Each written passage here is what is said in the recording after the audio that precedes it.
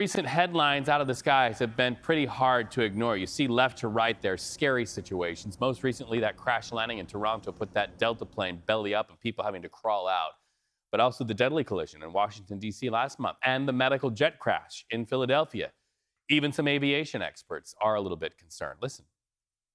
My friends and relatives are always asking me, is it safe to fly? Well, I think generally it's safe. I do not think it's as safe as a lot of officials would like to have you realize. If you look in the past 12 months, we've had about 300 serious close calls. The runway incursion rate is up at record levels.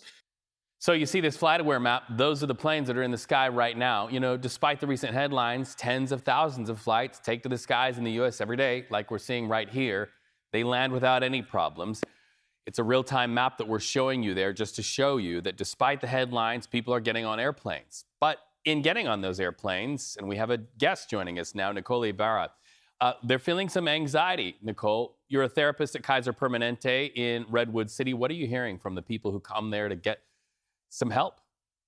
Well, we already know that about 40% of Americans have some degree of flight anxiety. So we know that, in times like right now, it's definitely heightening, and people are really wanting to explore different coping mechanisms and ways that they can get through their flight safely.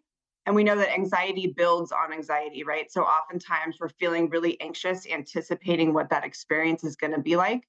So I think there's a lot of different things that we can do to set ourselves up for success before that flight takes off.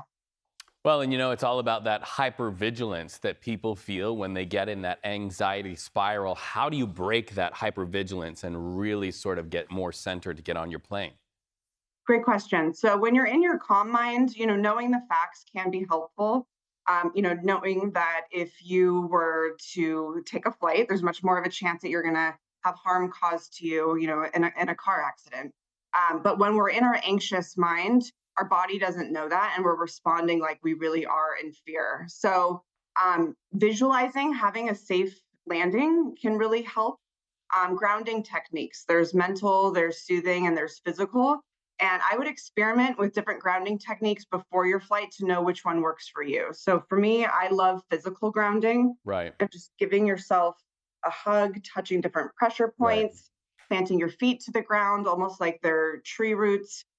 You can do soothing exercises, have meditations that are already pre-recorded that you can put on, just knowing which different techniques work for you, and don't fight it. So when we fight anxiety in our body, it's actually going to produce more and more symptoms of anxiety. So you're going to want to kind of almost welcome it and observe it, understand that it's here and it's not here to stay, and then do some kind of deep breathing exercises that's going to really help release that energy.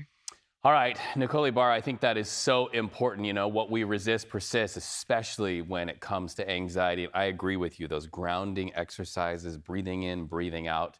I'm a mindfulness and meditation teacher also, and that is super, super helpful. Safe flying to you and to everybody out there. Many people have to do it for their jobs. We appreciate your time. Now Thank you. Appreciate it.